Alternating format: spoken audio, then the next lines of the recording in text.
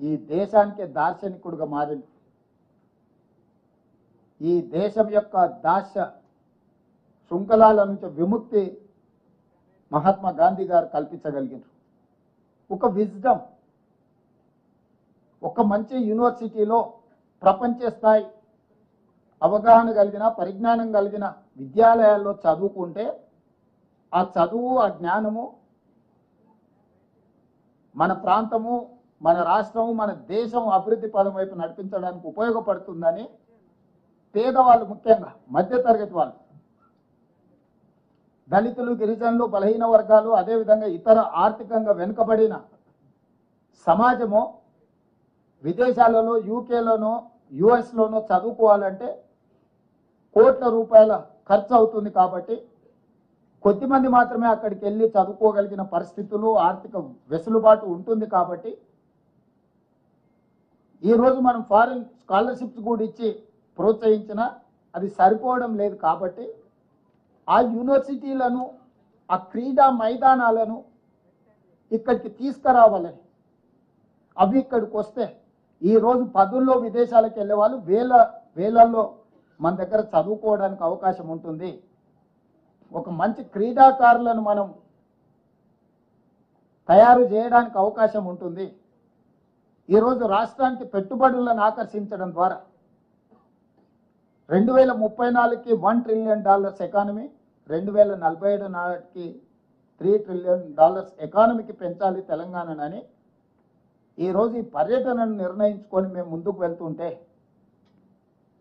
తెలంగాణ రాష్ట్ర ముఖ్యమంత్రికి అనుమతి నిరాకరించడం వ్యక్తిగా రేవంత్ రెడ్డి అనుమతి నిరాకరణ కాదు. ఇది 4 కోట్ల తెలంగాణ ప్రజలకు జరిగిన అవమానము, తిరస్కరణ.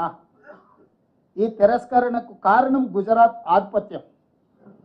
ఈ దేశ ప్రధానమంత్రి ఇంకా గుజరాతీగానే వ్యవహరిస్తున్నాడు తప్ప భారత ప్రధానమంత్రిగా విషయ పరిజ్ఞానంతో ఈ ప్రధానమంత్రి గారు వ్యవహరించడం లేదు. ఇది తీవ్ర ఆక్షేపణీయము. ఇది తెలంగాణకు జరిగిన అవమానము, తెలంగాణ అభివృద్ధిని అడ్డుకోవడము.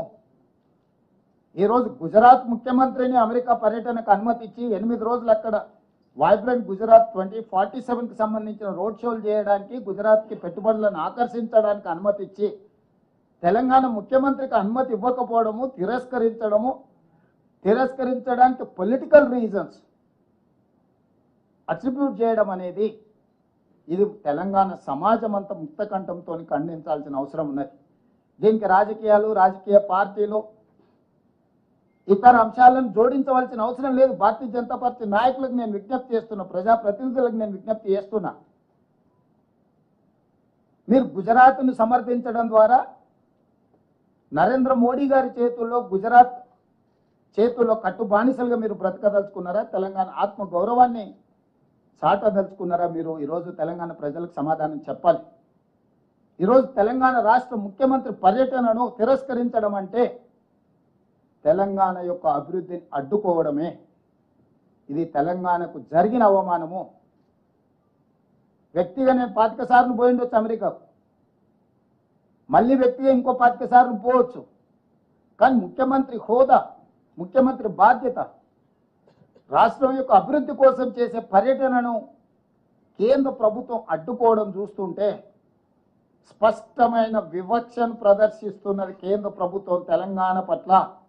ఈ వివక్ష ఏ మాత్రం సహించరానిది. ఖచ్చితంగా ఈ అంశాన్ని మా legislative party leader Rajya Sabha Kharge గారు, లోక్సభలో మా నాయకులందరూ కూడా ఈ అంశాన్ని ఖచ్చితంగా పార్లమెంటులో లేవనెత్తుతారు. మా పార్లమెంట్ సభ్యులు ఇక్కడ ఉన్నారు, ఖచ్చితంగా ఈ అంశాన్ని పార్లమెంట్లో, లోక్సభ, రాజ్యసభలో కూడా లేవనెత్తుతాము. ఇది అంత ఆషామాషిగా తీసుకునే విషయం కాదు. ఈ తెలంగాణ వ్యతిరేక భావజాలం నరేంద్ర మోడీ గారు పార్లమెంట్లో పదే పదే మాట్లాడినా తెలంగాణ రాష్ట్ర బీజేపీ నాయకుల మెతక వైఖరి వల్ల ఈరోజు అంత ధైర్యంతో గుజరాత్ వాళ్ళు మన అభివృద్ధిని అడ్డుకునే ప్రయత్నం చేస్తున్నారు. ఈరోజు పెట్టుబడులు తెలంగాణకు వస్తే గుజరాత్కు పెట్టుబడులు పోవేమో, గుజరాత్ అభివృద్ధికి కొంత ఇబ్బంది కలుగుతుందేమనే కుట్రతోని ఈరోజు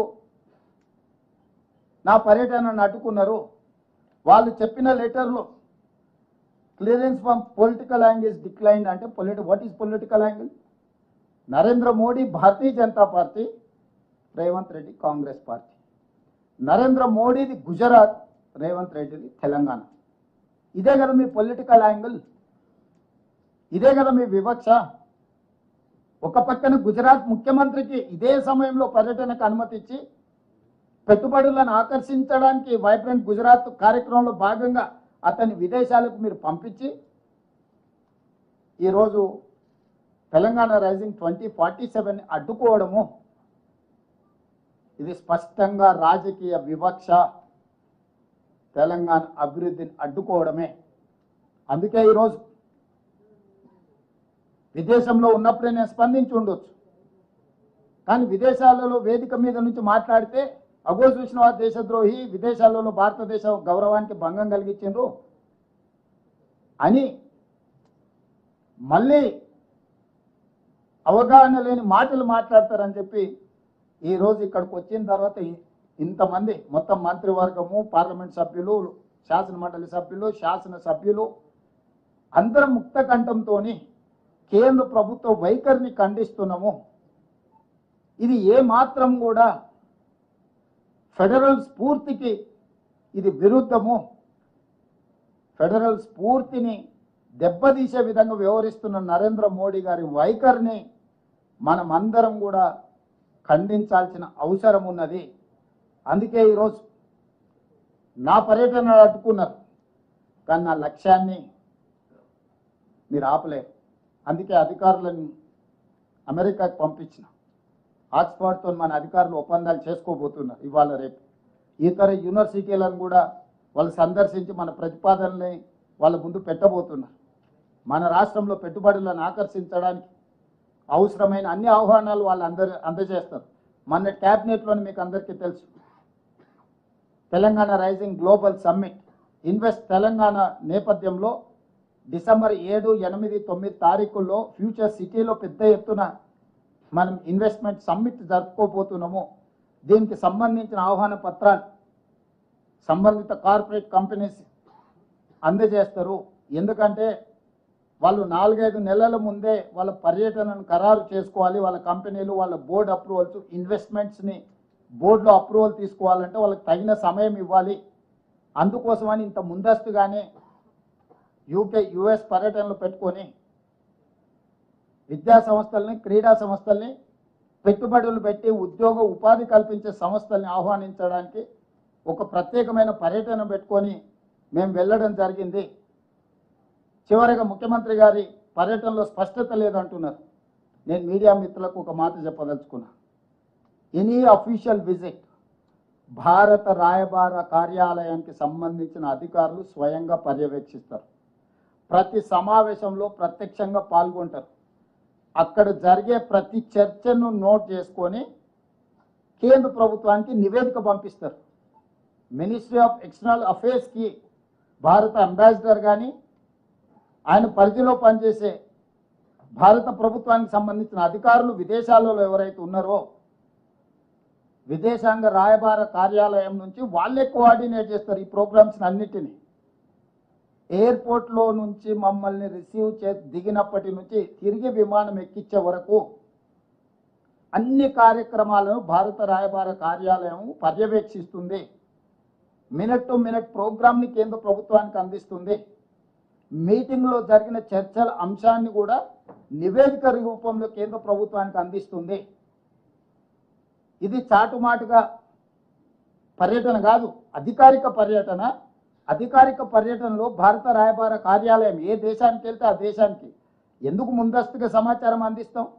వాళ్ళు తగిన ఏర్పాట్లు చేసుకోవడానికి ఈ సమాచారాన్ని అంతా అందిస్తాం. కాబట్టి ఇవన్నీ అందించి ఇవన్నీ ఎక్స్టర్నల్ అఫేర్స్ మినిస్టర్ తెలియదా? ఆయన కూడా ఇంతకుముందు అంబాసిడర్గానే పనిచేసింది కదా విదేశాలలో. జయశంకర్ గారు గతంలో మంత్రి కాకంటే ముందు విదేశాంగ కార్యదర్శిగా పనిచేసింది కదా వారికి మొత్తం వివరాలు తెలుసు కదా.